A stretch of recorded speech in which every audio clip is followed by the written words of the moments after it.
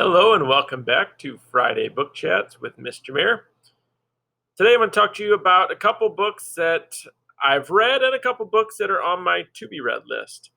The first one is called Jane Unlimited, and this is by the author Kristin Cashore, who some of you may be familiar with. She wrote the Graceling series. This is very different than the Graceling series. This is about a girl named Jane who has always lived with her Aunt Magnolia. And Aunt Magnolia was very eccentric, but recently passed away, and Jane is kind of lost without her. Until an acquaintance of hers named Kieran invites her to a party at this extravagant island mansion called Two Reviens. And Jane remembers that her aunt always told her, if you ever get invited to Two Reviens, promise me that you'll go. And that's where this story kind of picks up. That's kind of the introduction to the story. Because once she is there at this party, this book kind of turns into a choose your own adventure book.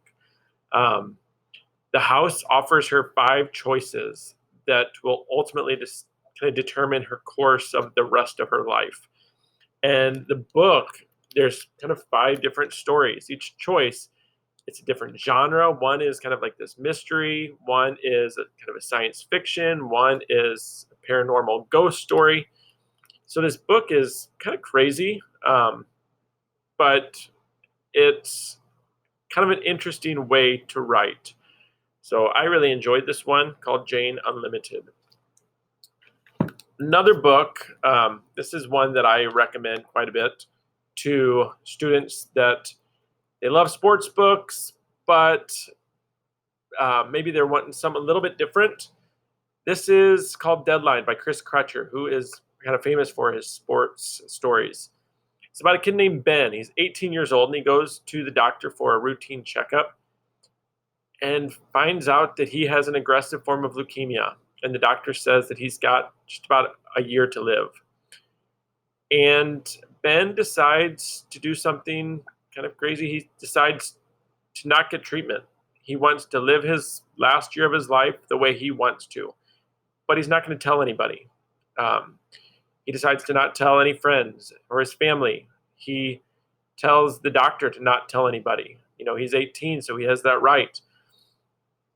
And he decides that since it's his last year on Earth, he is going to live life the way he's always wanted to live it. So he joins the football team, and he goes after the girl that he's always been kind of dreaming about. So it's just kind of makes you think about what would you do if you had 1 year to live. And the more he gets into this and making these relationships with people he may not have had before, he starts to question, maybe I should have told people. What am I was that the right decision? So it's a good thought-provoking book, but just a good story as well. The next book I have not read, it just came out, called Fear of Missing Out. And kind of like Deadline, this is about a character named Astrid, who she had a brain tumor, and she's been 2 years in remission, but finds out that it's back. And her parents are devastated, and her parents are trying to find any way to help Astrid. But Astrid finds that there is this new kind of scientific breakthrough called cryopreservation, where her body would be kind of frozen and she would be able to possibly be revived in the future once there is a cure for this brain tumor. So she decides that she is going to go to this facility to find out more, and she takes this epic road trip with her friends, kind of deciding what to do about this. So it's kind of a road trip book, but coming of age book, but also dealing with some heavier issues like death and disease and grieving. The next book, this one is getting a lot of buzz. It's called Frankly in Love. It's by David Yoon, who is the husband of Nicola Yoon, the author of Everything, Everything. So this is about a kid named Frank Lee, who is Korean American, and his parents are very strict, very conservative Korean Americans, and they want Frank to marry another a Korean woman. But Frank has fallen in love with a white girl and kind of doesn't want to tell his mom and dad because he knows that they will be disappointed in him. So he decides to come up with this kind of plan, this scheme with Joy, a friend of his, who is also a daughter of some Korean American family friends. And she is hiding her own secret, but they decide that they are going to create this secret relationship and try to fool their parents into believing that they are dating while in reality they're dating, a white girl. And Joy is dating an African American. But the more they kind of hang out, the more they start to see maybe they're meant for each other. So it's a little bit of romance, but also some other heavier issues as well. And I love the cover of this book, and I don't know if you can see it. It looks different with the blue. So check that one out.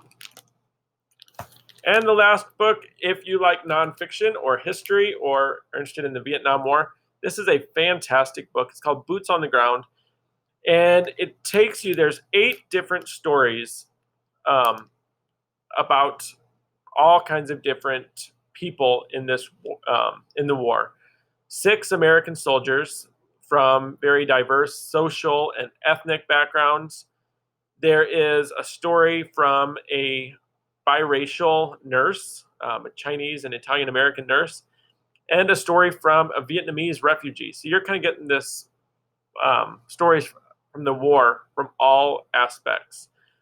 But along with that, there is kind of the background and history of the different presidents and how they dealt with this war. There's great photographs in here. So if you like history, like I said, or nonfiction, take a look at that. So that's it for today. As always, happy reading. I appreciate all the feedback about these book chats, and enjoy.